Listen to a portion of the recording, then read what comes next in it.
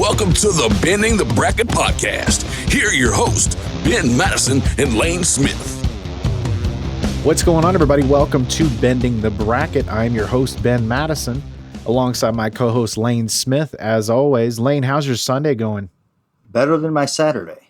Better than your Saturday. Could that be? I want to say there was a Louisiana State University football game yesterday, and it was an interesting game, but they lost to, what was it? The defending national champion, Missouri. No, who'd they lose to? Oh, Missouri, the unranked Missouri. That's right. Okay. We are never to speak of this again. We're never to speak of it again, but we have to recap the game, play by play. Don't make me go through this. Play by play. Oh, God. I mean, I know that you had, first and goal at the end of the game from the one and somehow didn't get it in. 4 plays from the 1 yard line. I could not punch it in the end zone.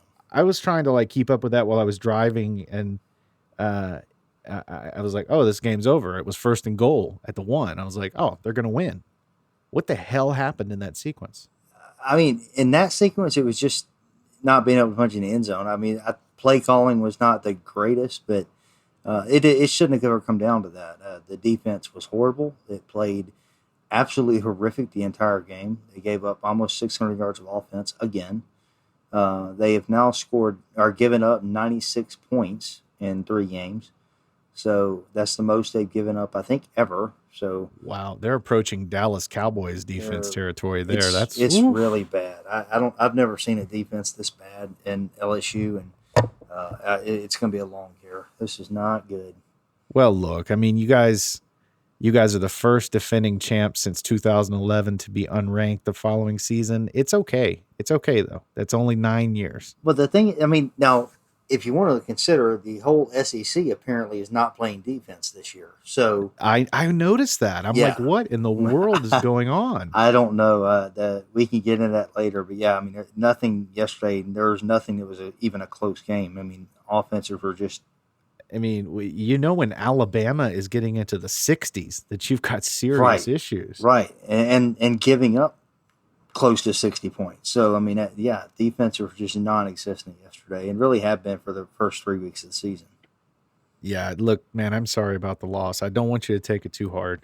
This is a rebuilding year. It's going to be cool. I was fine with 5-5, even, a 10-game season, 5-5, losing everybody we did. I thought, okay, Then they lost to Mississippi State game. Like, okay, all right, let's go 3 or 4 games. Win 3 or 4 games, I'm okay. Right now, if you're looking at that schedule, we have exactly 2 winnable games, and those are not guarantees. Florida and Alabama? Not exactly. So we have Arkansas, and we have South Carolina. That's it? That's it. That's the only 2 winnable games. We have Florida, Alabama, Auburn, and Ole Miss. And the way Ole Miss is scoring points right now, no thank you. Yeah, you don't want to play Lane Kiffin's. No, I have no Lane interest in Kiffin's playing Lane Rebels. Kiffin. It's they look good. Yeah. We'll get into that game a little bit later. Yep. But they look good. Look, you don't think 4-6 is even on the table? No, not at all. Not with this defense. There's no way. Even the offense, you can't score. You got 4 chances to score from the 1 yard line. You can't punch it in. You kidding me? Well, this offense sucks. Defense sucks. Team sucks. I'm sorry. It's not funny. It's not funny. It's just, but it's funny. It's all. I mean, I don't know. It's hilarious. It's actually awful. This is awful. It's worse than I ever imagined it would be. Mississippi State, Missouri, Vanderbilt. Hell, we can beat Vanderbilt 41-7, and we can't close out Missouri. Freaking Missouri. So, what do you think the issue is? Because my theory is, I hesitate to say it this early, but I just think that Coach O is overrated. I always have, and I do. And you look at other teams that are consistently at the top. Now, I'm not saying he should be Nick Saban or Dabo or any of these, really elite coaches. But you look at them and they don't have the drop off. They seem to stay consistent. So is this just a string of we lost too many players to overcome, or is this a lack of leadership? Here's the thing. I think there's a couple problems, but I don't think Orgeron is overrated. I think that Alabama and these other teams, they rebuild. They don't rebuild, they reload, so to speak. Right. And I think LSU can be that, but one national championship is not going to make them instantly Alabama. They're going to have to win a couple before you really start getting on the map. Anybody can go out and win one national championship, but to be able to do it year after year after year, like Alabama, you got to build up to that. And Orgeron, he's had one great year. Right. So, and I was interested to see when I thought we had people coming back. Oh, hey, how's he going to do this year? Not expecting last year, obviously.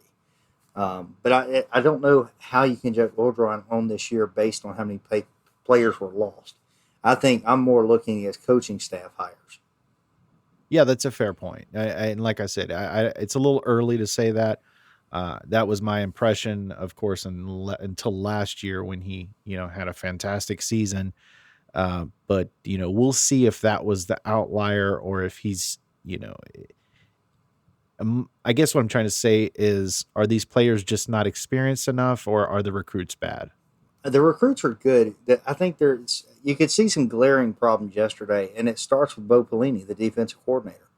Pelini was our defensive coordinator back in 2007, and right. He was great. I mean, that defense was electric. They were unbelievable to watch. They put pressure on the quarterback. They created turnovers, all that. The problem is 13 years later, the offensive, they tend to change in 13 years.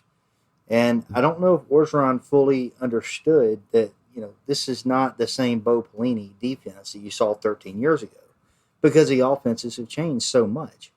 On top of that, you don't really go and pay $2.3 million to a coach at Youngstown State University to lead your defense.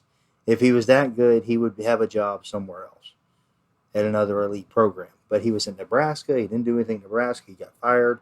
So he goes to Youngstown State. And he didn't do anything at Youngstown State. I think Orgeron remembered and fell in love with his defense 13 years ago and said, hey, that could work today, and it can't. It can't. Yesterday, you saw players arguing with each other, fighting with each other on the sideline, yelling at each other. Pelini was yelling at players. And I don't know how well on today's game that translates or relates to players when coaches are yelling at them on the sideline. Yeah, and there's a lot of resemblance between this and Mike Nolan in Dallas for the Cowboys. His best days were, arguably 19, 20 years ago when he was the defensive coordinator for the Baltimore Ravens when they were in their heyday in 2001. And his schemes are so complicated. The teams and the players can't get used to it. The team's getting frustrated, and then you see lack of effort last week. Now, we're going to get into that game today in a little bit, but it's generally the same principle is these coaches seem to not be able to adapt to the game. They can't. And I don't know.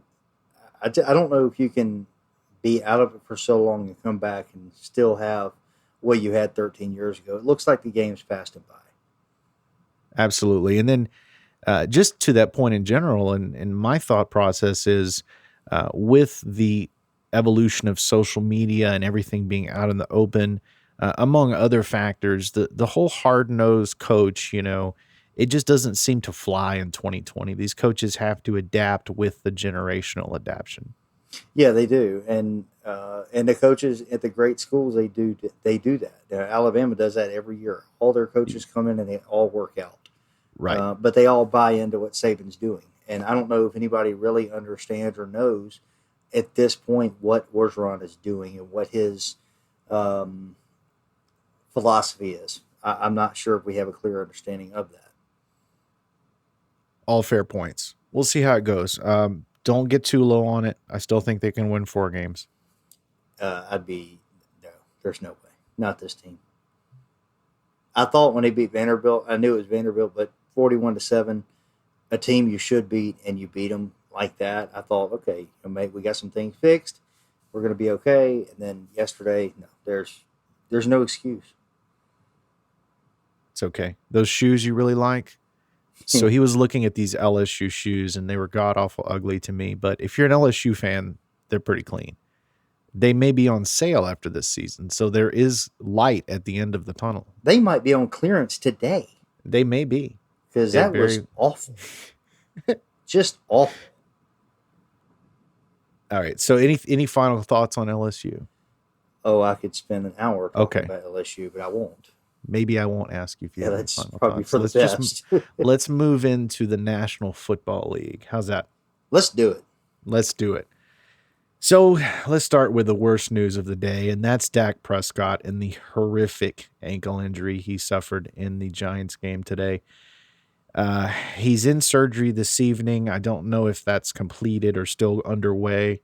It was a compound fracture along with a dislocation, and it was a terrible thing to see. I can't imagine what it feels like. I mean, I know you were talking to your dad earlier, who he actually had a similar injury playing high school football. Is that correct? Right. Yeah, he had the exact same injury playing in his senior year. His last game of his senior year, he had a contract, or not a contract, scholarship to go play at a university down south, and did the exact same thing: compound fracture, dislocated ankle, and he's never been the same since. I mean, he has quality of life; he can walk and do normal stuff, but as far as playing football, he can never do that again. That's unbelievable. So it's going to be interesting to see. Of course, Dak is tough. He's young. He's in shape. But this is such a serious injury. I don't know that he'll be able to get back to where he was. You look at, and oddly enough, today was also the return of Alex Smith, who had the gruesome leg injury 2 years ago. 17 surgeries. He almost lost his leg. And so it was really cool to see him get to play again for the Washington football team. But for Dak, this is just bad news. Right. We talk about Dak and the Cowboys a lot on the show, obviously, and you hate to see anything like that. I hated to see it when it happened. So thoughts and prayers are certainly with Dak Prescott and his family. And you want to see him get back on the field. He is a good quarterback. He is talented, and you hate to see it end like this. So I hope he's back, and I hope he's just like he was today. But I just don't know how that looks with this kind of injury. Now, with your dad, it was a similar injury, obviously. Did he say like how long the recovery was from when he could walk again, when he could put weight on it? He didn't, and technology and stuff has come so far since then. That's true. So I read something online earlier that said, he could be fully recovered in 6 months. But I don't know if fully recovered. That's great, but being fully recovered and going to play quarterback in the NFL, I'm just not sure how realistic that is. Oh, yeah. I don't see any way he's playing football for the next season and a half. Right. The first thing that came to my mind was Carson Wentz, because he had the injury, and we're still seeing him show the effects of that injury, and his footwork is not right. His mechanics aren't right. He just doesn't look like the same Carson Wentz we've seen the last couple of years. Yeah, that's true, and he shows flashes of his 2017 brilliance, but overall, it's just not there. The confidence, he's either favoring it, and while the injury is healed, it's done a lot to his psyche, and that's what I worry about with the future of Dak Prescott.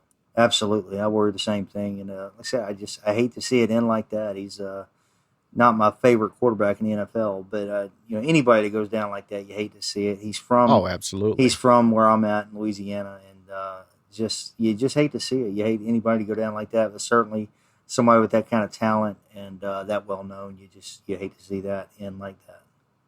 Yeah, and not to make light of it, because this is a serious injury, but at the end of the day, it's still about the football operations, both off the field and the business aspect of it. And look, I don't know how he's not regretting signing that big deal. I mean, the deal that Jerry offered allegedly was 33 to 35 million per season with about 110 guaranteed.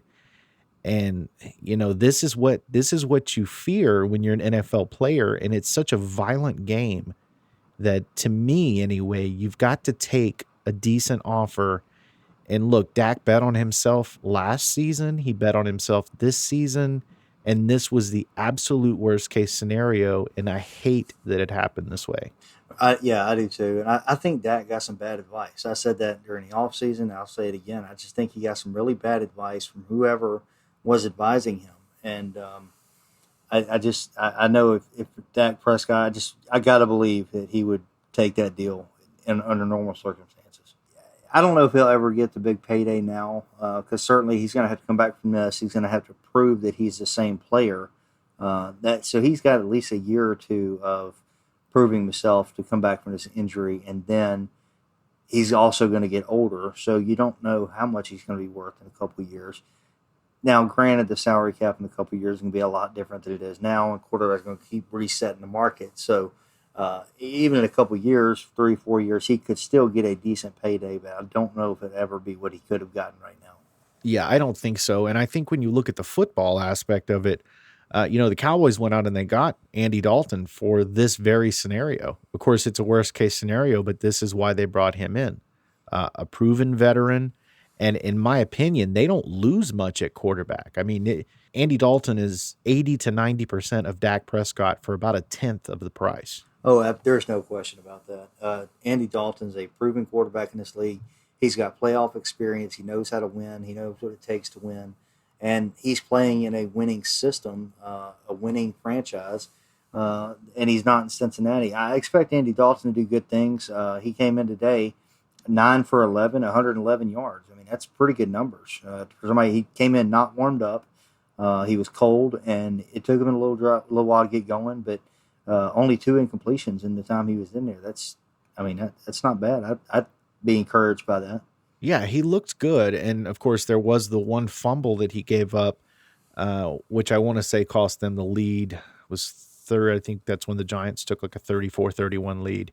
But that was just a miscommunication between him and the center, which obviously, like you said, he was cold. He hasn't practiced. He hasn't taken, he's practiced, but he hasn't taken first team snaps. And so this is just the rust that has to be knocked off. But for Cowboys fans, it's tough losing your guy. There's no way around that.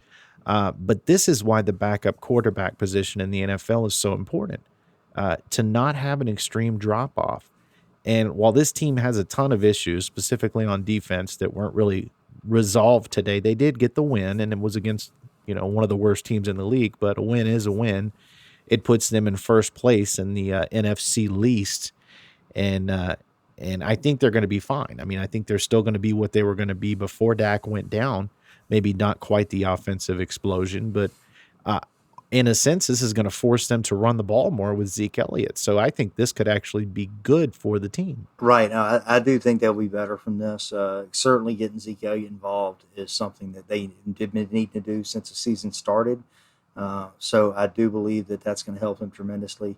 And if Zeke can show what Zeke was 2 years ago, and Dalton has to do kind of what Baker Mayfield's doing in Cleveland, that's a winning combination. That's been shown time and time again. So this could be the beginning of something special in Dallas, or it could be this beginning or the same thing that we've been seeing. So, right, and it's not like they were setting the world on fire at 1-3. So, strictly from a football aspect, I really don't think they have much of a fall off here. But like you said, our thoughts, our best wishes, our prayers go to Dak Prescott and his family for a healthy and speedy recovery, because health is more important than football. Absolutely, and nobody's going to talk about it, but the Giants played a hell of a ball game today. Yeah, they played well, and I thought Jason Garrett called an excellent game from an offensive standpoint.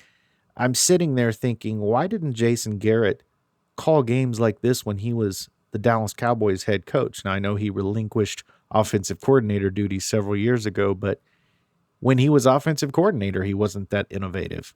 So obviously he was motivated. He wanted to go back to Dallas and win the game. They didn't get it done, but they competed today. They really did. They showed a lot of heart. And speaking of Jason Garrett, I just want to say him going over the sideline and comforting Mike McCarthy and the players and checking on Dak, class act, Jason Garrett, from what Dallas. It was fantastic. It really showed a lot of class for him to come and do that. And you don't see it a lot in this league, certainly how he was run out of Dallas. But you want to point out good things when you see him, and that was certainly one of the good things I saw today. Yeah, it was absolutely heartwarming. And look, Jason is always going to be one of Jerry's sons, whether or not he's in the organization officially. So, good game overall. Terrible thing that happened to Prescott, but the Cowboys get the win. The Giants show promise. And look, in that division, I mean, the Giants are only 2 games out of first place with an 0-5 record. So there's no reason for them to call it quits yet, I guess, No, right? no, not at all. You, in this division, you just have no idea because it defies all logic that this division is that bad.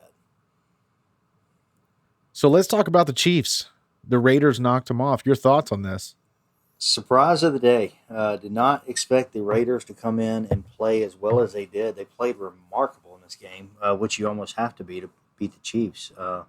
They played very well, and Derek Carr looked great. He was 22 to 31, 347 yards, and 3 touchdowns. That's a winning formula to beat the Kansas City Chiefs. You got to beat them at their own game. Offense has got to be electric, and it was. And the Raiders defense showed up today. So hats off to them. I don't think anybody here is worried about the Chiefs.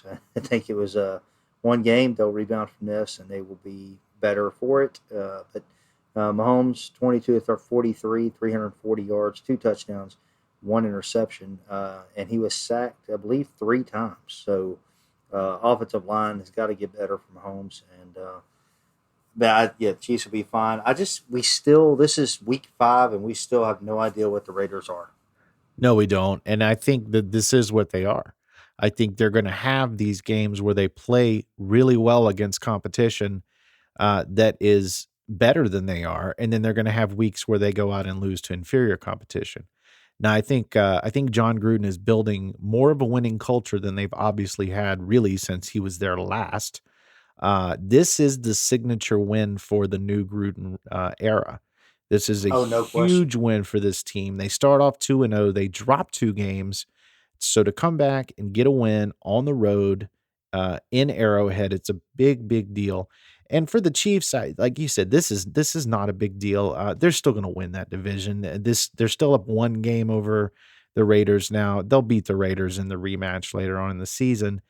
And to me, it's actually kind of a good thing that they go ahead and get this loss out of the way, because had they started 9-0, 10-0, then the whole rumblings of an undefeated season would have begun, and that would have just been a distraction for this team. Right, exactly. I always prefer to get your losses out of the way early rather than late. Yeah, see, that's the Dallas Cowboys philosophy. They're going to go ahead and get all their losses out of the way early. All 7 Sure. or Yeah. 8, 9, Yeah, didn't run his 8. 10. So what's the magic number in the NFC East? 12 games to be eliminated? Yeah, I think that's about it. That's what we figure it up. Literally everybody in the NFC East is still alive. There's nobody you can count out right now. Oh, more than alive. I mean, they're knocking on the door of first place. It's wild. That division. I mean, growing up and even my adult life, that division has always been good, and it's just so bad now. Yeah, and had the Giants won that game today, you would have literally had every single team in that division with 1 win. So they would have been lined up for a 4-way tie in the win column for first place, and just crazy. So it is.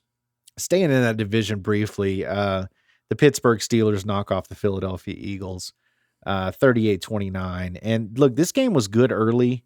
I watched the first half. It was 14-14. Pittsburgh kind of pulled away in the second half. So the Eagles dropped to 1-3-1. Pittsburgh continues to roll. They're 4-0, and they've got to keep winning because that division of theirs is really good. It is. And this game today was entertaining. I like Pittsburgh. I really like what they're doing. Coming off a bye, which, right or wrong, it was still a bye, and we've talked about that before. But Tomlin is almost unbeatable coming off a bye anyway. And but this team just looks good. I mean, Roethlisberger had it going today, 27 to 34, 239 yards, 3 touchdowns, no interceptions, and he was sacked once. The offensive line is good in Pittsburgh. Their defense is very good, and they don't get a lot of credit right now because they have not played a lot of really good teams.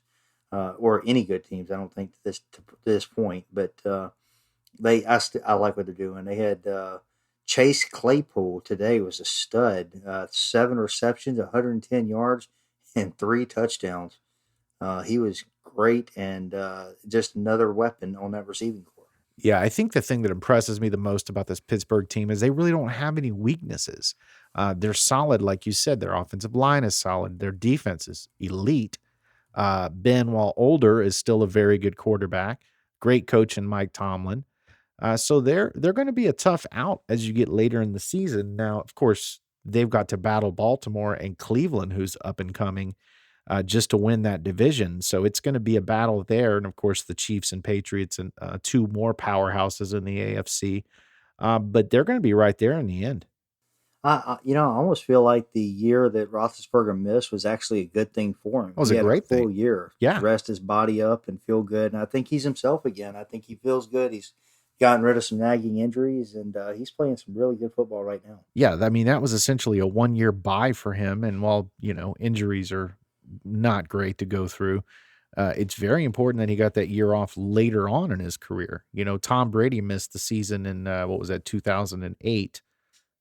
But he's played 13 seasons since then. So for Ben to get that year off later in his career is really, I think it's going to extend him by a couple more years than originally planned. Yeah, I think it will, and I like Roethlisberger. I seem to have a problem with appreciating great players late in their career for whatever reason that may be. Because I used to hate Brady forever. Yeah, I And about used to. 5-6 years ago, I just really started Yeah, appreciating what well, he was that's because of doing. me, because you used to sit there and try to tell me that Peyton Manning was better than Tom Brady. And look, That's true. Peyton That's Manning, true. his mental game was, second to none. But Brady was just a winner. I don't know how to explain it. I mean, it's obvious, six Super Bowl championships, but I was always a Brady guy. I loved Peyton Manning, for what he was.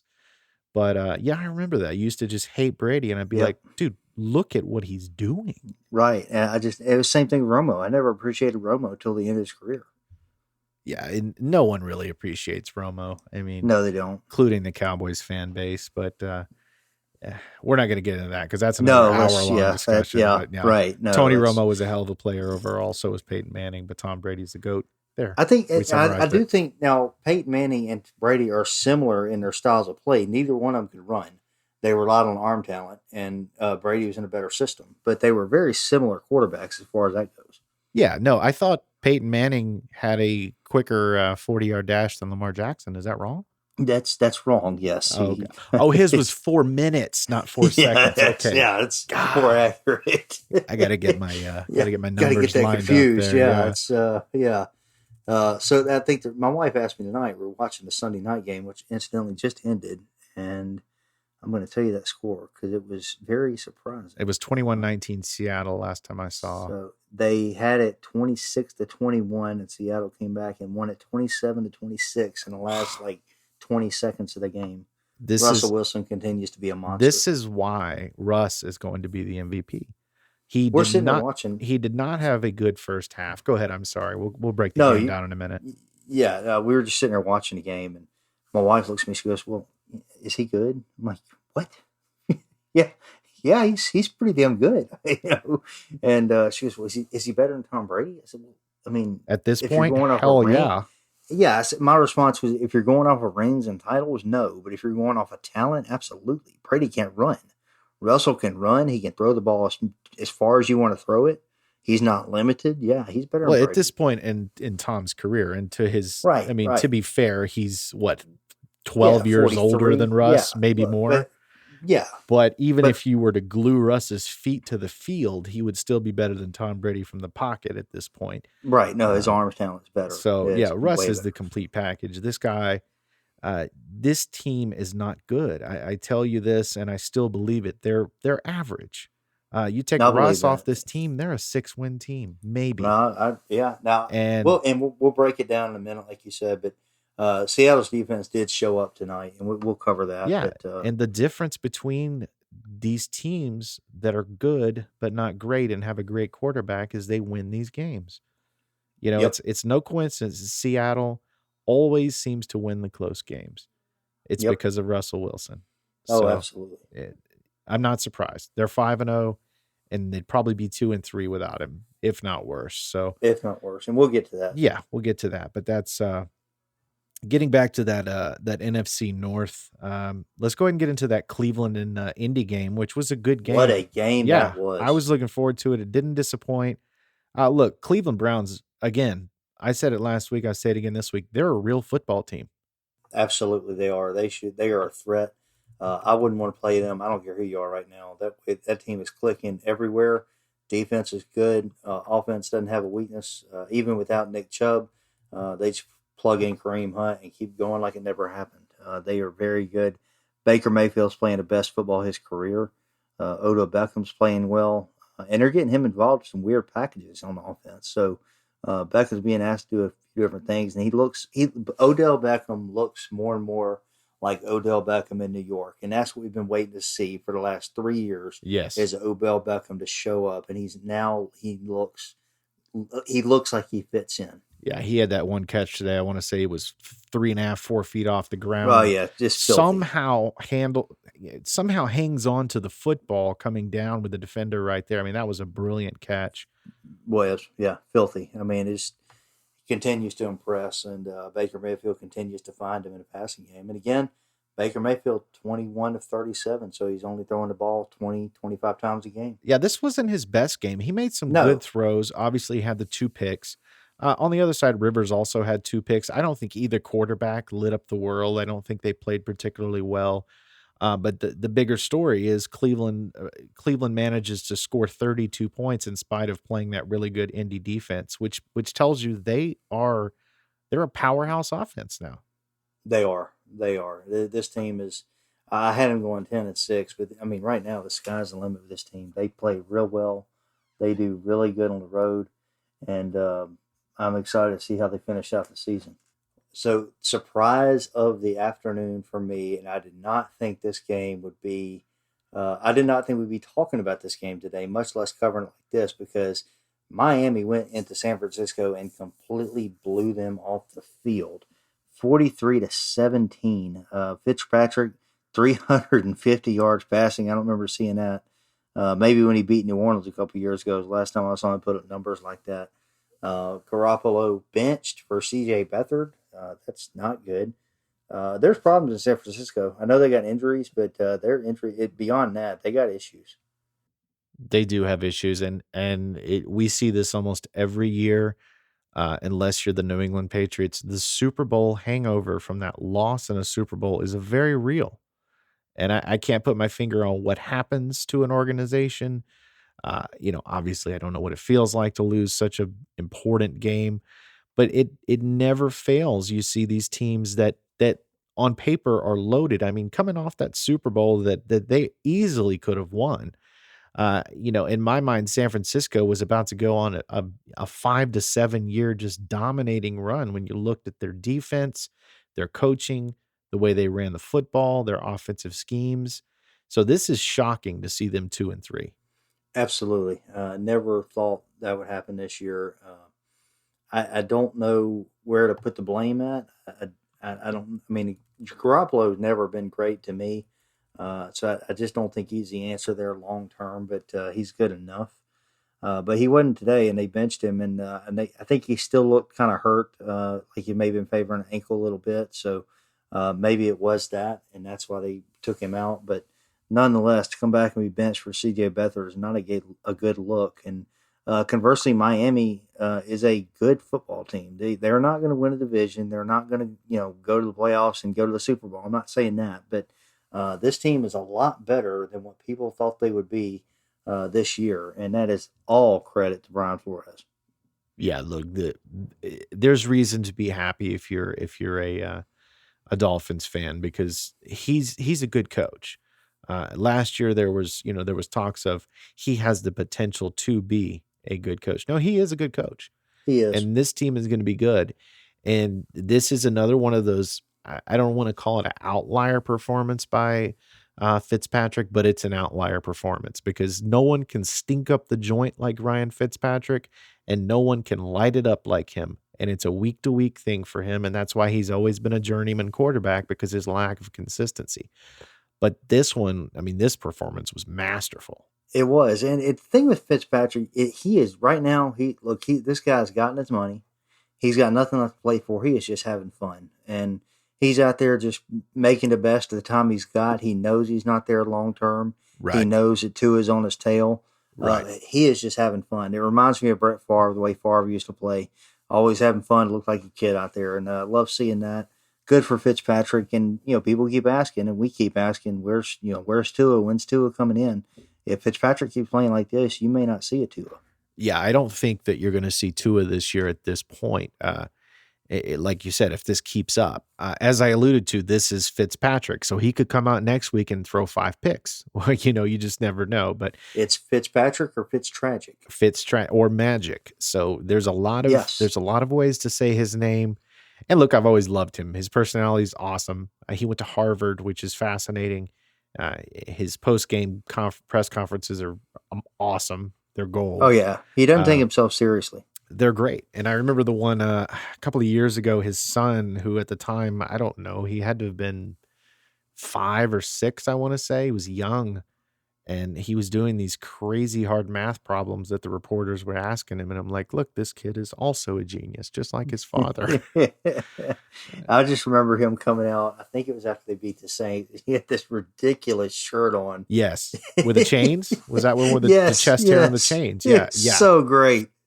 And then he did the same thing earlier this year. He had the same kind of shirt, and you see all his chest hair and everything out. It was just Fitzpatrick's awesome. I love Fitzpatrick. He plays the game like a kid, and that's at the end of the day, it's players like this that remind us that these games are in fact games. Yes, exactly. While sports is a multi-billion-dollar industry, it's still a game, and there's still an aspect of fun that some players and coaches specifically forget about. Right, and it's good to see that. But that's why we love Favre. Everybody loved Favre because of how he played the game. Well, looking at these Carolina Panthers, man, they're 3-2. They've got a winning record, and look, like we say, almost every show, Joe Brady is an offensive mastermind. Teddy Bridgewater today, 27 of 37, 313 in the air, 2 more touchdowns, no picks, a 116 passer rating. I don't know what else to say. This team is right there in the division after 5 weeks. I have told you since week 1, this team is different. This is a good team. I didn't care about their 0-2 record. You did tell me, and I thought you were flat out crazy after 2 weeks when you were talking about the Carolina Panthers being a solid football team. And I'll be damned. You look at what Bridgewater's doing. I had not seen Bridgewater do this. Even in Minnesota, I don't remember him putting he was a game manager in Minnesota. He was going to give you 190 yards and a touchdown and not turn the ball over. Right, exactly. That's what he was. Now he's not turning the ball over, and he's throwing for 300 yards a game. I mean, he's been unbelievable. He's the biggest difference in this offense. And they're doing this. Keep this in mind. They're doing it without McCaffrey. Yeah, so McCaffrey's arguably the best running back in football. And so it's very impressive that they're doing this without McCaffrey and a first-year coach in Matt Rule, who obviously knows what he's doing, and brought in Joe Brady, who's working miracles, quite honestly. Yeah, he is. And it's what he did at LSU last year, and he's doing the same thing in the NFL, which makes him much better. And it's good and bad because Brady's going to be a head coach here before too long. He's going to get a chance, as he should. Yeah, and that's the thing, too, is these teams, I don't feel like this is talked about enough, is they lose these coordinators and they're never the same. I mean, the Eagles have not been the same since Frank Reich left and took the job in Indianapolis. Carson Wentz has not been the same. Now, the injury, obviously, as we spoke about earlier, is one thing, but he misses his coordinator. Oh, absolutely. Yeah, these players, they play so well under one coordinator, and ask them to go through the same thing under different coordinators is almost impossible unless you're just really great. Yeah, and back to the NFC South and the Carolina Panthers. They're 3-2 now. Tampa's 3-2. The Saints 2-2 may go to 3-2 tomorrow. They're going to host the San Diego Chargers of Los Angeles, as I like to call them, because I always say Los Angeles Chargers. Yep. So I'm just going to call them the San Diego Chargers of Los Angeles, and you're going to have to get used to that. Go for it. So the San Diego Chargers of Los Angeles, of course, heading to New Orleans. And so there's a good chance that tomorrow night there are going to be 3 teams tied at 3-2 in that division. So that's going to be an interesting race. It will. I'm still not very high on the Saints. I like Carolina. I like what Tampa's doing. They had a bad loss the other night, but I think Tampa's fine. And Carolina, they've won 3 in a row. I would not take anything away from Carolina right now. So we have to talk about that Thursday night game. And I think that was a very, very impressive win by Chicago. I had a feeling, as I told you in that show that day, that Chicago could hang in that game and possibly win it if You they were to did. get pressure You on did. Brady, and that's exactly what happened. I know that Tom Brady and these guys aren't perfect, these quarterbacks, but did he really not know it was fourth down? I mean, I this don't. is a guy that's played in 9 Super Bowls in a potential game-winning drive. It still baffles my mind. I couldn't believe what I was seeing. I'm like, he didn't know it was fourth down. Yeah, I don't know. I've heard that. I've seen it. Saw the clip of it. I don't know. I gotta believe there's some other reason that happened. I don't know what it could be. What other reason would he be holding up 4 fingers I saying don't know what fourth down to a what referee? Cowherd said something the other day that made sense. I don't remember what it was, but it could have been that. I don't know. I'm just trying. I'd hate to believe that Brady, at 43 years old, and like you said, in 9 Super Bowls, has a brain fart and doesn't know what down it is. I couldn't believe it, and I think that's what happened. We'll never know. But at the same time, it shows that, hey, he's human. He's not perfect. So there was actually that element that I enjoyed about it. But this game did not come down to that final drive. No, That Chicago Bears defense is for real. And Nick Foles, a lot like Fitzpatrick, has these games and these moments where he just steps up big. And you and said you usually, said Thursday he's really good at bouncing back, and that's exactly what he did. yep. If they can find a way, and I think Matt Nagy can find a way for Foles to be effective and consistent. You know, he doesn't have to be the 2017 we're going to score 40 in the Super Bowl Nick Foles. He just has to take care of the football because that Chicago defense is nasty. Right, they're going to help him out for sure.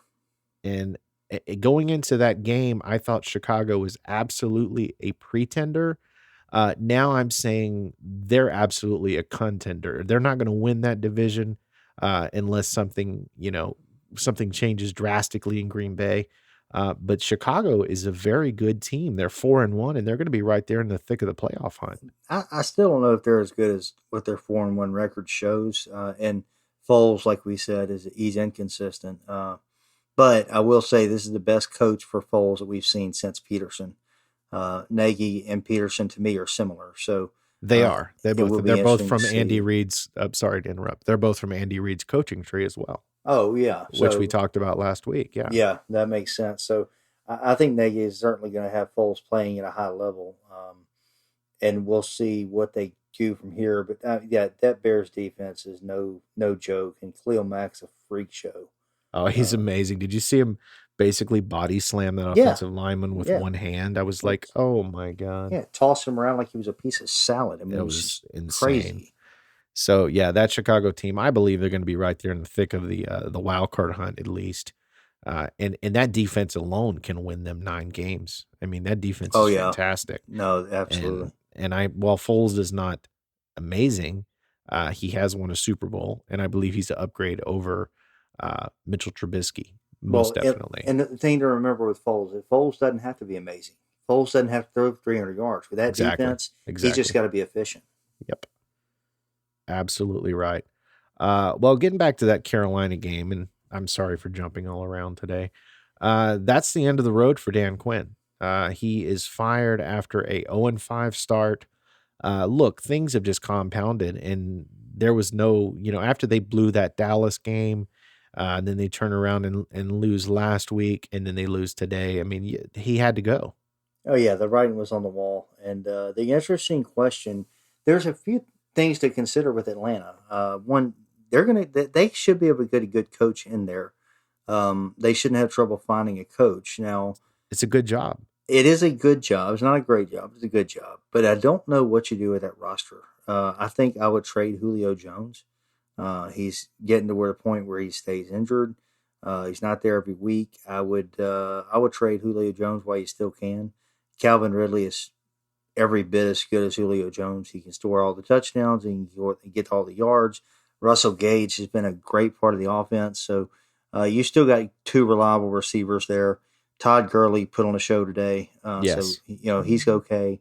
But Matt Ryan is at the end of his career. I mean, he's not getting any younger, and I think he's reached his ceiling, which was a Super Bowl a few years ago. You're not getting back there with this team the way it is right now. And that coach is going to have to make some moves, and I don't know who they're going to go out and get. I'm interested to see. Yeah, they're going to get somebody because that's a pretty good job. Obviously, like you said, it's not a great job, but there are a lot of bad jobs in the NFL as well. This is definitely not one of them. You have Arthur Blank. You have a solid quarterback who's proven he can get you to a Super Bowl with good coaching. He's another one we were talking about who missed their offensive coordinators. He misses Kyle Shanahan in the worst way. Oh God, yes. I mean, he has not been the same player in the last 4 years. He has the ability, but he sometimes just can't get it done. So this is a solid job. I think they'll get a good coach. This year is obviously a lost season, and we'll see what they do. But you're very much right. They may have to blow it up to an extent to kind of get ready for the future. And get some draft picks in there. And look, I'm just saying, right up the road, Joe Brady wouldn't be a bad first job. Absolutely. And interdivision would make it even more fun, right? I know Eric Bieniemy is going to be who everybody wants, but Joe Brady wouldn't be a bad choice. Yeah, either one of those guys, fantastic options. And we'll see how they do as head coaches. But, that's a little ways away so far. Right. Breaking down the other games from today, we saw Baltimore roll over your boy Joe Burrow in Cincinnati, which that's not Burrow's fault. I mean, Cincinnati is terrible. Not He was surprising. running for his life the whole game. So Baltimore, of course, rolling 27-3. Right. Houston getting on the winning track. It's almost like they changed something last week. Can't quite put my finger on it, but they get a win 30-14 over the mighty Minshews, who have just absolutely crumbled after a decent start. And we knew they would. This is who Jacksonville this is absolutely who they are. This roster is not good. Minshew is not a bad quarterback. I don't want to take anything away from him. He's okay. No, he's fine. I don't know if you build your franchise around it, but he's certainly not going to lose you any games. He's just he's got a ceiling, and I think he's reached it. Yeah, I mean, you'd have to be Joe Montana or Dan Marino to win really anything with this roster. Oh So yeah, even then, I don't think you could. can't, yeah, right? You can't even really judge him fairly, No, or any of these quarterbacks who just have these terrible rosters. no, not at all. I mean, he's throwing as Cowherd likes to say, a bunch of lawn chairs. So he's got nobody to throw to. He's got no backfield to speak of. So he's making the best of what he can. And hey, look at the Texans. They get rid of a garbage head coach, and they go to a garbage interim coach, but he looked good today. He called some interesting plays. Deshaun Watson, 359 yards. That's the highest yardage he's had this season. Once you get rid of the garbage, look what happens. So Houston, 30 points. That's good for Houston. Good to see that. Their season high in points, and and a new a new attitude equals a win. So look, here's it. Brandon Cooks out of obscurity, 8 receptions, 161 yards, and a touchdown. Well, Brandon Cooks is a good player. He just can't stay in the same place long enough to really establish a relationship with the quarterback. No. He's been in Houston, and they weren't really using him because O'Brien. And so they plugged him in today, and you see what happens there. Will Fuller, 4 receptions, 58 yards. So this team, I don't know. They're not going to do anything to run the table by any means, but they're a lot better than what we've seen, I believe, and they could easily go 8-8. Oh, they can. And look, I still don't believe their division is anything special. It's not. Tennessee, of course, 3-0, and we'll see if they ever get to play football again. They're supposed to play Tuesday night against the Bills. We'll see if that game, I know that game is basically one positive COVID test away from being canceled again. Oh, yeah. Speaking of course, the Patriots and Broncos was supposed to be the 5 p.m. Eastern time game tomorrow for Monday Night Football. That has been moved to next Sunday. They're basically, the Patriots are going to have their bye, and now they're going to play that game next week. So, but that division, that AFC South, the idea that Houston couldn't get back in it, even though they're 1-4, I think they definitely have a shot. There is no question they have a shot. I think Tennessee, though, you're not real high on Tennessee. This team looks better than they were last year to me, from what I've seen early in the season. Now, going against the Bills, that'll tell the tale of what they really are. But they've been impressive thus far to me, and I think they could run away with the division. Now, what that means for wild card spot or anything, I have no idea. But Tennessee, to me, is impressive. We'll see how they do. I know Tannehill has been impressive this far, and he's exceeding what I thought he could do. The thing about the AFC is there seems to be a clear separation between the solid teams and the top tier teams. And so I don't really think it matters who wins the AFC South. None of them are going to compete with the Baltimores or the Kansas Cities or even the New Englands and the Pittsburghs. No, they're not. So, you know, Right. on the resume, it'll be a playoff appearance possibly. But they're still alive for the division, so we'll see. Right. No, and look, Tennessee did beat New England last year, and we never saw that coming. So, never say never, but I'm with you. I mean, it's going to take something really special to knock off any of these top tier teams. Just to wrap up the scoreboard, Arizona 30, the Jets 10. Flacco starts for the Jets in place of your boy who was injured, Sam Darnold. Arizona 30-10 over the Jets. Rams roll over the Washington football team 30-10. I know you're low on the Rams, kind of like I am on the Titans. But the Rams may be the best team in that NFC West. I know Seattle has a perfect record, but they have a lot of holes. I can't wait to watch these two teams play. Yeah, I'm looking forward to it as well. The Rams, yeah, I don't know. They're a lot like the Raiders to me. I don't know really what to make of the Rams yet. So, yeah, I'm looking forward to seeing them play some more competition. Wanted to touch on a little more of the college football Saturday. Getting back into that, we talked a little bit about it earlier. Alabama outlasts Ole Miss 63-48 in what was an absolutely crazy game. Your thoughts on that one? That was unbelievable. Ole Miss put up that many points to Alabama on a Nick Saban coach team. Unreal. Lane Kiffin has come in with a force and looks unreal to start the season.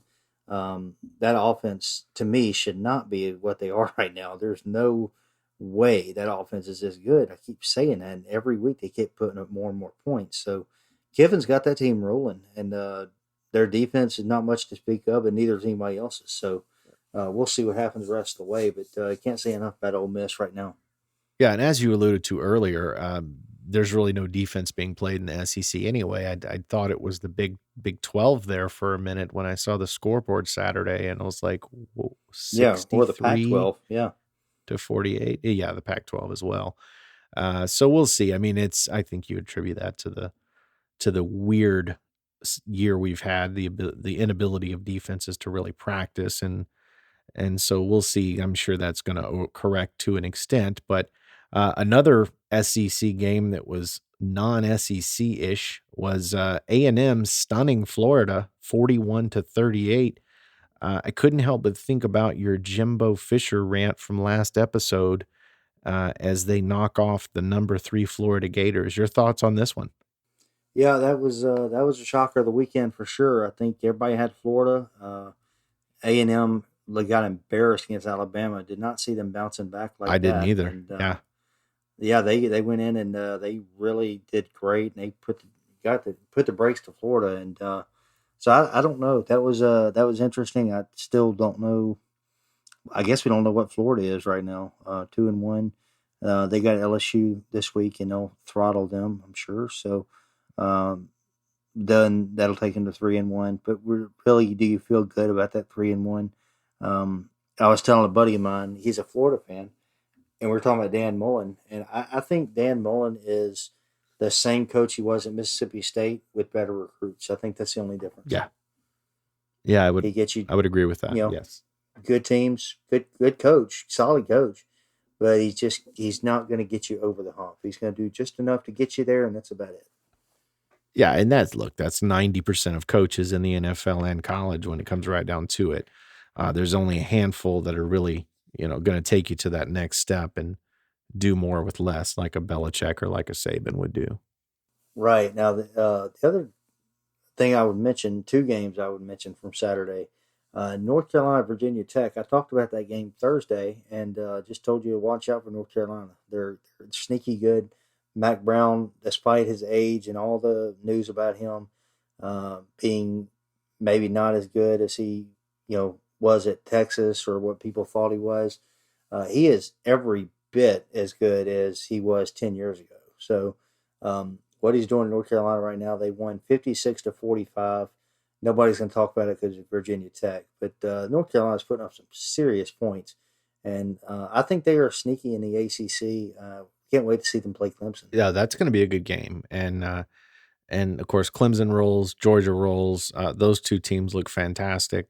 But that North Carolina team is fascinating. I completely agree with you on that. And Matt Brown is fascinating. I've always liked Matt Oh, he's Brown, a and great guy.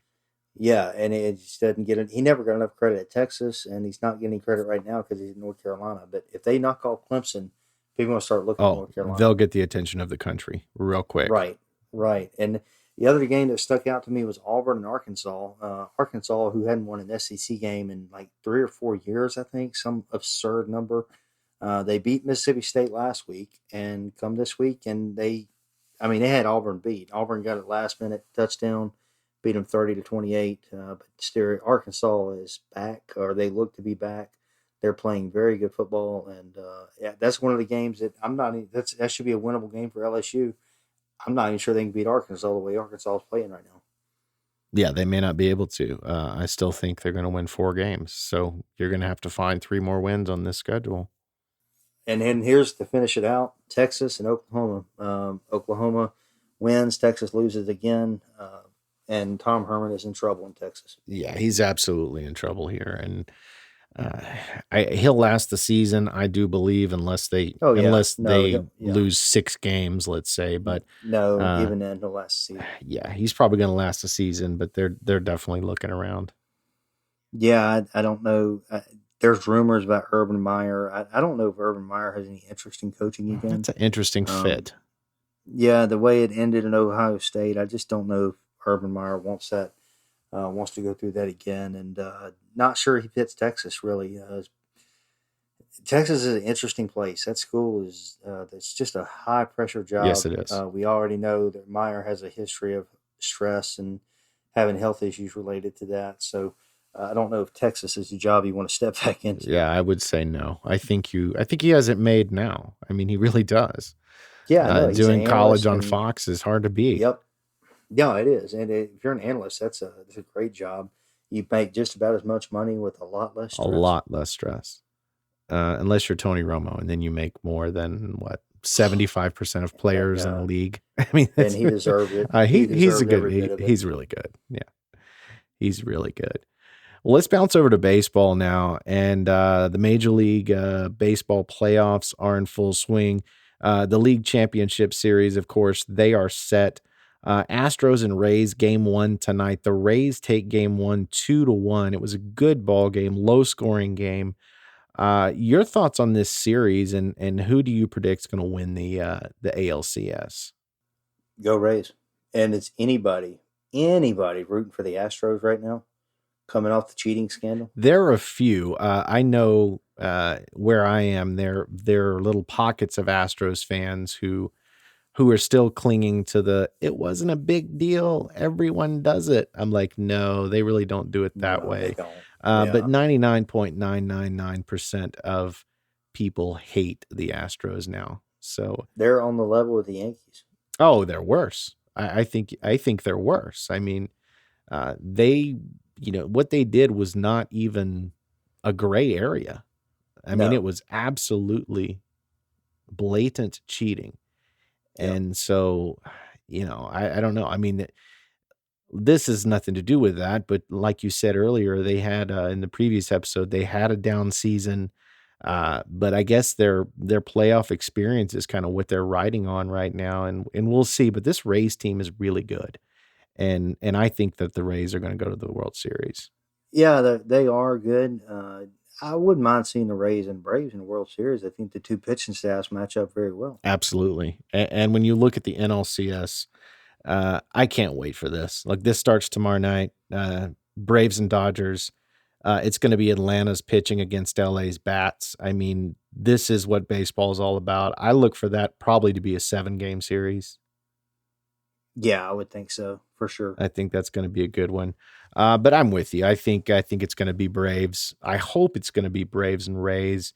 Dodgers and Rays, any of these 4 teams would be a good World Series, but I think the Rays are a little better than the Astros. As far as the Braves and Dodgers, I think that's about a draw. I'm sick of the Dodgers. I want them gone. I want them to rebuild. I want them to unload that roster, get rid of Dave Roberts. I want them to start over. I don't like the Dodgers. Never have liked the Dodgers. So it would not hurt my feelings at all to see the Braves go in there and embarrass them. So everyone should pull for the Dodgers to see you flip your lid when they win the World Yeah, Series. absolutely. Yeah, Well, okay. of course, yeah. That's usually how. I'm gonna I probably just jinx the Braves. I'm gonna go ahead and order my Justin Turner jersey. I'm gonna make Go sure ahead. it has the grass stain on it that's been on the back of his jersey for like 5 years now. Be sure to get the World Series patch on there too and send it to The me, World Series patch, yes, of course. just to rub it in. I think I will. I'll send that in the LSU shoes for Christmas because I'll probably get those LSU shoes for about $30 now. You probably go to the Goodwill store and get them tomorrow. Oh, that's they still have a chance to be 5-5, man. The fan base is not very forgiving right now. They're on high alert. Well, they'll be okay. They'll be okay. I mean, you literally won a championship this calendar year, the current calendar year. You were the greatest team this year. You can say you were the greatest team in college football history in this current year. Yeah, but our fan base is quite irrational. You don't say. Yeah, they're a little bit. They're not as bad as Texas, but they're close. Every fan base is irrational, though. I mean, find me a fan base that is not irrational. I haven't seen a lot of fan bases come and want to fire the head coach the year after winning a national championship. That's actually been said. It's an interesting situation because I think that there are a lot of people, maybe not a lot, but there are an interesting amount of people who feel like I do, who feel like last year was more of the exception than the rule with Coach Orgeron. So, if they stink it up this year and they stink it up next year, then yeah, you got to talk about that. But no, the idea that you would fire him the next season after having the most successful college football team in history is absurd. Yeah, no, he bought himself 3 years last year. Easy. And maybe 4. Right. I mean, honestly, they could have 2 down years and then knock off Alabama 1 year and he'd get another year. So right, but his coaching staff doesn't have that leash. No, not at all. Not at all. So LeBron did it. He won his 4th NBA title tonight. They knocked off the Heat 106-93. They absolutely throttled the Heat tonight. They were up by 33 in the third quarter, and they were going to shut the door tonight on this series. We all knew it was coming. I believe it would have put a lot of pressure on LeBron and the Lakers had the Heat been able to pull out another one, but they were having none of that. So this is his 4th championship, 10th finals appearance, 3rd different team, 5th different coach to take to the finals. Does this change anything about you and about his legacy to you? No, and I gotta ask this question. I don't believe this, but I've got to ask because it has been talked about. Does this whoever won, but does this championship have an asterisk next to it? Absolutely not. If anything, it may be harder than a regular championship, and for a couple of reasons. The first reason is the season was not shortened. They got the games in. Now, I don't quote me on that. There may have been like 5 or 6 games shortened, but basically the majority of the season was played. It was just there was a big break in between, obviously, which is nice to have, especially when you're an aging roster like the Lakers and when you're LeBron, who's 35 and has a lot of miles on those legs. But that being said, they completed the task at hand, and the bubble was not easy for these guys, not just the Lakers, but any team that was in it. So yeah, I think it's absolutely a legitimate championship. Do you? Yeah, I think it is. I think that a lot of people don't realize what this bubble was like. As far as these players, they couldn't see their families. They hadn't seen their families in the last 3 or 4 months. They've been sheltered away from the world, from the public. Yes. They had no fans in the stands, so they really went through a lot in this bubble. And gotta say this, and I've mentioned it before, but you really cannot say enough for Adam Silver and the job he did getting us together. They did not have one COVID outbreak. Oh, it was in fascinating. 3 months in the bubble. It really was. Did not watch much of the NBA, but you got to give credit where it's due, and they deserve a lot of credit for that. Adam Silver continues to be innovative, and in my mind is probably the best commissioner in major sports. Oh, he's the best commissioner by a mile. He lets his players have a voice. And this is maybe the greatest sports feat from from a leadership standpoint I've ever seen. I mean, like you said, not a single COVID case. And these players sacrificed a lot. And I know there's a lot of eye rolls out there because these are multimillionaires and yeah, they had it so hard. Well, I don't know that you could do it. To be away from your family. Now, once the playoffs did accelerate into the second and third round, they were able to have immediate family join them in the bubble. But we're talking daily testing. We're talking essentially playing basketball, practicing, and going back to your hotel. There was no leaving the bubble. So, as you said, it was a challenge. And this is 100% an absolute legitimate championship by LeBron James. I agree. I agree. Still, look. Maybe it's a different conversation if he gets 6, but I'm not there on LeBron. Well, I didn't expect you to be there, but I mean, But my question was, Frank. does this change anything? And it has to change something. It's another title one. I mean, I'm not asking you, did it make him better than Jordan, in your opinion? I'm asking Right. you, did it inch him a little closer? And the answer has to be yes. I will say this: that this team, this LeBron team, the only other star he had was Anthony Davis, and hats off to Anthony Davis finally getting the title. That's what he went to LA for, and in his first year he got it. So good for him. But LeBron did not have a lot to work with this team. He had an aging Rajon Rondo. And that's about it. I mean, he had all the young guys that he had to keep together, and so this was not a super team by any stretch of imagination. No, it wasn't. And he really has never had a lot to work with aside from the Miami stint, which of course was a pretty much a super team. But that's neither here nor there. We'll have our long GOAT debate again one day. It will come up again. It will come up again.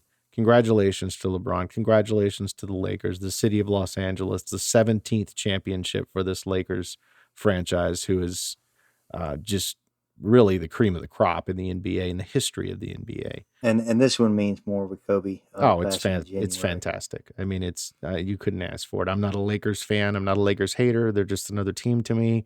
But unless you're just heartless, you have to be happy about this for Kobe. It's a made for Hollywood movie. Yes, it is. Ironically enough, they're very close. So it's been a good show, sir. We're going to do your new segment today, aren't we? We are. End of the road. So end of the road, explain what that is, and then explain who is at the end of your road. So the end of the road is a segment we'll do every Monday, and we're going to pick a team that we're done with. We're finished. We're still talking about them, still covering, but as far as them going to the playoffs or winning the Super Bowl, anything like that, we're done with them. Or we're out. And so the caveat to this is it can't be Jacksonville. It can't be Atlanta or Cincinnati. It's got to be a team that is competitive, that does win games and is formidable. Can't be the Jets, as bad as I'd like it to be the Jets. We would start today and we would look at a team and say, you know what? I'm out. So for me, my team this week would be Chicago. Chicago? Yeah, I'm not a believer in. They're coming off a win. I know that the 4-1 record to me is a mirage. Foles is good, but he's very limited. I just don't see Chicago being anything special. Dude, that's a bold pick. I mean, they're one of the best teams in the NFC right now. I mean, on paper, I was I was bracing for like San Francisco or Arizona. San Francisco would have been. Oh, man, that's mine, actually. I'm going to go with the San Francisco 49ers. I know it's early. I know they're a talented roster with a talented coach, but they're 2-3 in arguably the toughest division in football. So, they're now 3 games behind the Seahawks. We know the Seahawks are not going to relinquish a 3-game lead, so the division is pretty much out of reach. San Francisco has a lot of competition in that wild card because unlike the AFC where there's a clear top tier, the NFC is really wide open. I mean, I could probably name you 10 to 11 teams right now that are legitimate playoff contenders. So to me, San Francisco, this is the end of the road for them. I agree with that. That's a good pick. I said we'll see what happens, and this is going to get harder every week because Oh, eventually for you're going to sure. get to teams For like sure. that are right there on the cusp, and you're going to have to. Yes. So we'll see how we end up at the end of the year. And to me, it's kind of it's a two-part thing because you're saying that this team was going to be there, but has now lost too many games, or is this more of this team never really was a contender in your eyes? Yeah, You they can kind never of really take it. were. Yeah, you can take it either way depending on the week, and obviously that's why I was kind of thrown back with your Chicago pick. I'm like, man, I was just sitting here talking them up 30 minutes ago, so Yeah, apparently I didn't sell them very yeah. good. Damn. I mean, I like Foles, and I like Nagy a lot. I really do. I think he's a hell of a coach. I just not this year. I've never that 4-1 record to me is not it's deceiving. Now, if it's the end of the road for a team and you're done with them, can you ever reverse that? Let's say they beat the brakes off of the Green Bay Packers, which they probably won't, but hey, it could happen. Would you ever pull them back? Or if you're done, you have to stick with that for the rest of the season.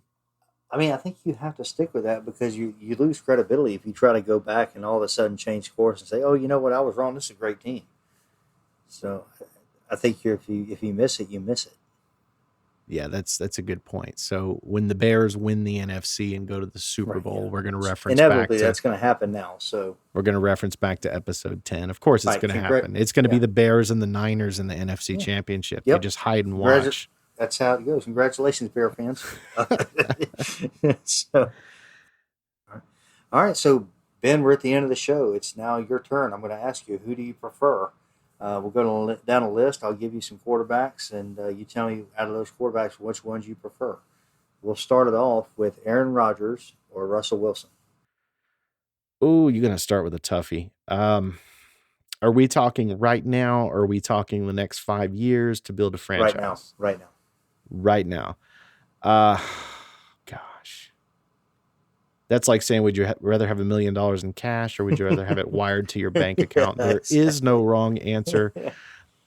Oh, man. I've got to say Russell, although Aaron Rodgers is playing lights out right now. And right now, those are the two leading contenders for MVP. Yeah, it's not close. I would have to go. I would probably have to go Russ. And I really, that's flip a coin, man. Mm-hmm.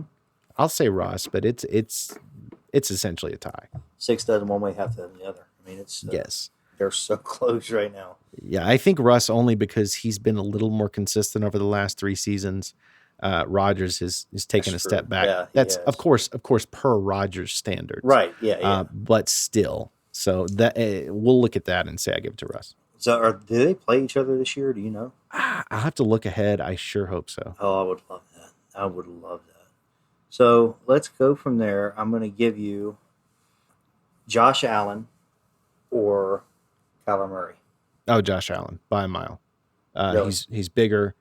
He's not quite as elusive, but he's still elusive. He has a stronger arm. To me, he has a larger upside. There's nothing wrong with Kyler Murray. He's a great quarterback, but no, it's Allen to me easily. I would agree with that. I think Kyler Murray is very good, but Allen is on another planet right now. So, Yes, he is. Kirk Cousins or Jimmy Garoppolo? Oh, I'm higher on Garoppolo than you are. Although he got pulled today, I think he's still having some injury issues today. Yeah. I think I would go with Garoppolo. Only they're so similar, and this is the whole point of this is to trip me up. They're so similar, but Garoppolo played in a Super Bowl, and that's the difference for me. Even though it wasn't because of him they got there, he was still the quarterback in a Super Bowl. So for that reason alone, I'm taking Garoppolo. But and he's cheaper. He's slightly cheaper than Cousins, That's true. and they're going to Yeah. give you virtually the same performances. So I'll take Garoppolo. All right. Now, I'll close with this one. I think this one's going to trip you up too. Because it's tripping me up right now. I'm thinking about it. Honestly, I don't know. Deshaun Watson or Ben Roethlisberger? That's an interesting comparison. Right. For this season or for like the next 5? Yeah, I can't go next 5 because to me that's Watson all the way because Roethlisberger's going to be a lot older. So if you give me the same roster and you tell me I pick one of these guys to try to win the Super Bowl right now this year, Yes. Ben Roethlisberger, Yeah. only because of experience. Yep. Yep. I agree with that. And Deshaun still has times where he's a little inconsistent, or he focuses too much on getting the ball to one receiver and doesn't spread it around enough. So for experience alone, I would say Roethlisberger. Building your franchise, obviously Watson. Right. Yeah. Okay. I agree with that. Yeah, that was a really interesting one. Kudos for that I pick like there. that one. That was good. I came across and said, "Ooh, that's really good." That is really good. And that is really good. Another note on Houston and firing O'Brien. This week we started to see some things come out about J.J. Watt being very vocal about wanting O'Brien gone. That's interesting because Watt is not really a controversial kind of guy. He doesn't really say a lot. So right. It really tells you how bad things were in Houston. Oh yeah, it was a toxic environment. So and you see that because they win the football game today. Right, I don't think Bill O'Brien's Texas could have beaten a high school team the way that team was operating. So that's why he was fired. He had to get out of the building immediately. The thing that's going to be really disappointing here is if they go. I don't care if they go undefeated the rest of the way. They won't. But I'm just, for example, I don't care if they go undefeated the rest of the season. If they hold on to Romeo Crennel because he won games, that's total disappointment. So there's literally nothing he can do to get that job. I don't believe so. I mean, Crennel isn't. He's been there, done that. He's never been a great coach. This roster is primed. It's ready. Watson is your star. You've got to go get an innovative coach that's going to long-term be there for 10 years and change the franchise. So what if he wins the Super Bowl? Are you saying, I appreciate your services. Yeah, look, congratulations. that have a great day. I don't think we're in any danger of that. So you don't think he can ever be the Orgeron to play his way into that job, so to speak? Not at all. No. Just because of his age and his previous coaching experience. Right. Yeah, exactly. Yeah. Or his previous mediocrity in his coaching. The great coaches go in there and they change franchises. Like, I'll never forget this story of Sean Payton when he started in New Orleans. He had all this control, and the first thing he did, or one of the first things he did, was he went in and just turned around the whole ticket office. I remember that. I mean, he just totally upended the franchise from the front office all the way to the team. And you need a coach like that in Houston. They've never had that. They've had average coaches at best the entire franchise history. So they really need to not waste any time and go get Eric Bieniemy or one of these elite coaches to come in there and do something with the roster. I would just Joe Brady and Deshaun Watson together. Can you imagine? I'd love it, but I think that I don't know if the Texans would do that because I think they're going to want somebody with experience. Joe Brady's not going to have enough of that experience, I don't believe. Now, we'll see how Carolina finishes the year. That may be a different conversation. Right. But just thinking about it right now, I think Joe Brady's a much better fit in Atlanta. And I think Atlanta's a perfect team to give him an opportunity and maybe give him a 5-year contract and see what he can do. Yeah, we'll see what he can do. Because there's no expectation of Atlanta. Right. It would be a lot like when Shanahan went to San Francisco. Right. Here's a 5-year deal. We're expecting nothing now. Right. And look, we're in the Super Bowl 3 years later. Exactly. So if you go to Houston, there's expectations. Yes, there is. There absolutely is, because you're playing second fiddle to the Dallas Cowboys, who always have high expectations. But anyway, it'll be interesting to see. That's a long way away before they get a new full-time head coach. Oh, so yeah, no doubt. We'll see how that goes, unless they rescind the firing of O'Brien. And I wish they would do that just so I could hear you railing a little more. I've been for a week now. I've been working on what I'm going to say about the team that signs his.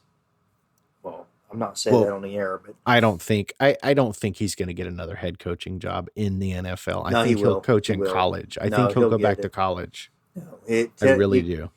You can't tell me that the Denver Broncos wouldn't go after and give him a chance, because they've been average for so long. What's the worst that could happen? He comes in and he's average again.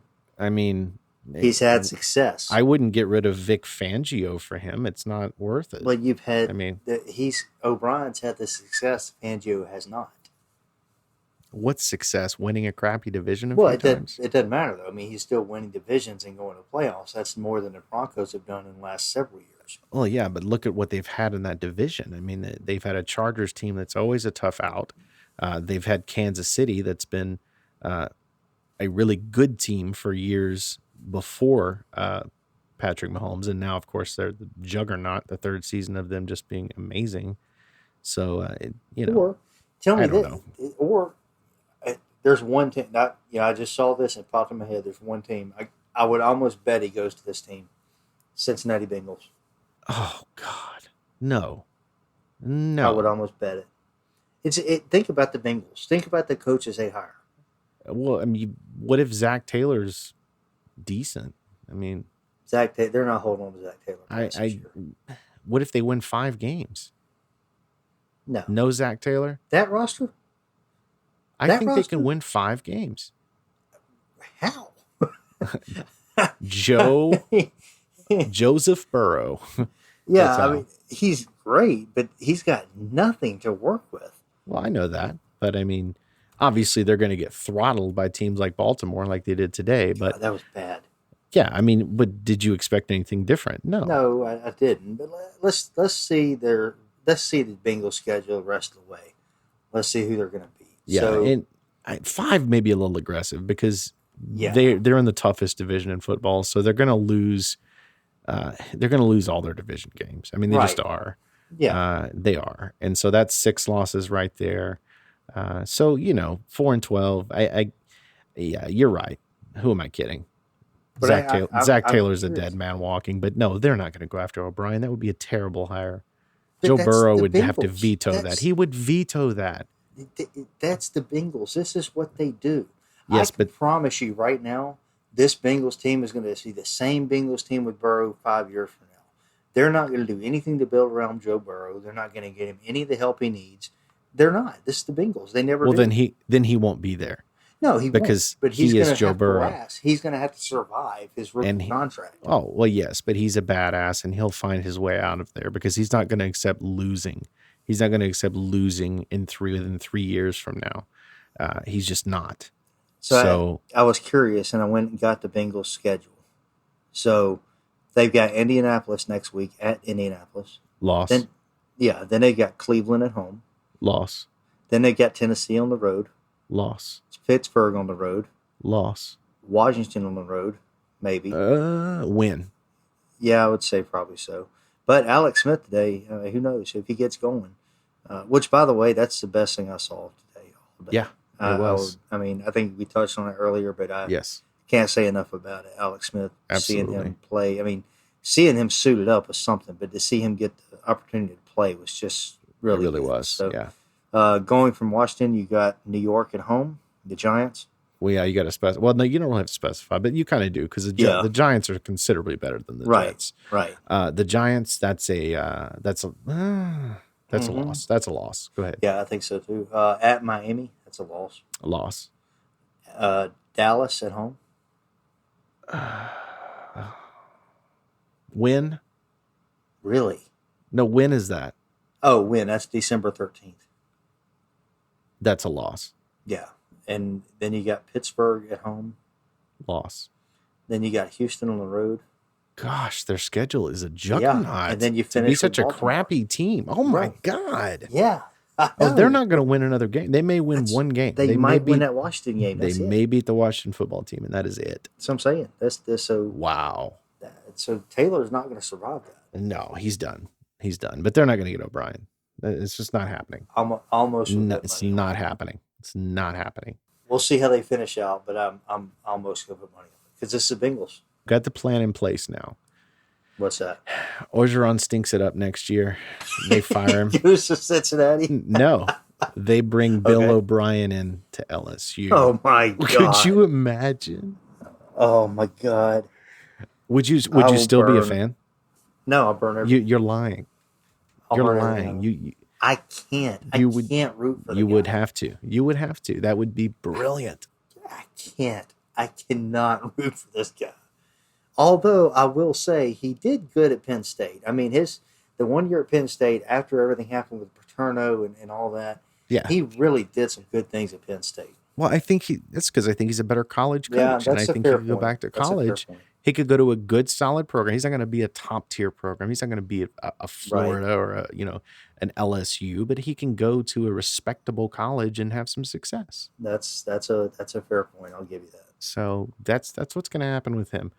So that's it. That's the show, man. Do you have anything else you want to talk about today? Any Man, closing what a thoughts? show! That was a great Yeah, show. it's been going on a long time, and that's how I like to have it. So hopefully Lots to we cover. didn't. Sports in Yeah, full swing, NFL's in full swing, and I think it's going to slow down a little bit with the NBA over, and so now you got Major League Baseball and the NFL, and so it's going to slow down a little bit, but still going to be a lot to talk about. absolutely. I can't wait for tomorrow night. Braves Dodgers game 1. Oh, yeah, Braves Dodgers, and then you got 2 Monday night games, and or I guess 1 Monday night game now. Yeah, but it's a good one. It is. It's The San Diego Chargers of Los Angeles and the New Orleans Saints. So.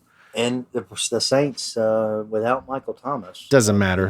They're still going to win. They're still going to win. But the thing that's interesting about that is Thomas is not out because he's injured. He's out for disciplinary reasons. What did he do? Apparently, he punched a player in practice. That's it. Michael Jordan punched teammates. Yeah, well, and he's the greatest of all time, according to you. Peyton does not play around, so I think he's out for tomorrow and. I guess he'll come back after the bye. That's interesting. So they have a bye after this game, correct? Right. Yeah. So they're going to win tomorrow. They'll be 3-2. You'll still think they suck. They don't suck. They're going to win that. I still think they're going to win that division. I don't see that. Especially when you look at Tampa. They're no more buttoned up than they were last year. 11 penalties Thursday. They're still true. the same. They're the same Tampa Bay Buccaneers. That's true. You got to get that. They're the same damn team. So. I am really looking forward to seeing the Tuesday night game, Titans and Bills. Can't wait for that. Oh, I am too. I hope it's not canceled. I know I read just a little earlier one more positive case between now and then, and they're going to cancel that game. I hope it holds off. Yeah, it's going to be a good game. I think we can get it in, and having Tuesday night football is awesome. Oh yeah, because then we're talking about only having to do Wednesday and Friday without football. Yes. When you figure in college on Saturday. NFL, I hope they take away from this. They should do this every year. The players are screaming profanities at us for even mentioning it. But what's the bad thing? I mean, like you could figure out a way with the schedule to make it work. For sure. Where you give teams, okay, you're playing a short week, but you have this many days off, or take them to the bye week. Make it to where the teams that play on Thursday, they go into their bye weeks. They have an extended time off. Yeah. Oh, it can be done. It can definitely be done. So we'll see. I think the philosophy or the reasoning behind not doing that is the threat of oversaturation. And I don't think it would happen with the NFL, but I think the thing that makes the NFL so great is you essentially get it. Well, I guess you get it 3 days a week now, but you get the majority of it 1 day a week. So it gives people something to look forward to and a tradition. And that's true. The more you chip away and you have less games on Sundays, I think people take it for granted. Exactly. Just like baseball. No one watches a regular season because there's 162 games. It's on every damn night of the week. Yep, that's true. So cool, man. Well, that's going to do it for this show. We thank you guys so much for joining us. Don't forget to check us out Thursday where we'll preview week 6. Get you caught up on Major League Baseball playoffs and more. Have a great day. And that's going to do it for us for this episode of Bending the Bracket. Thanks so much for joining us. Don't forget to subscribe to follow our latest content. You can also find us on Facebook or Twitter @Bending Sports. Have a great day.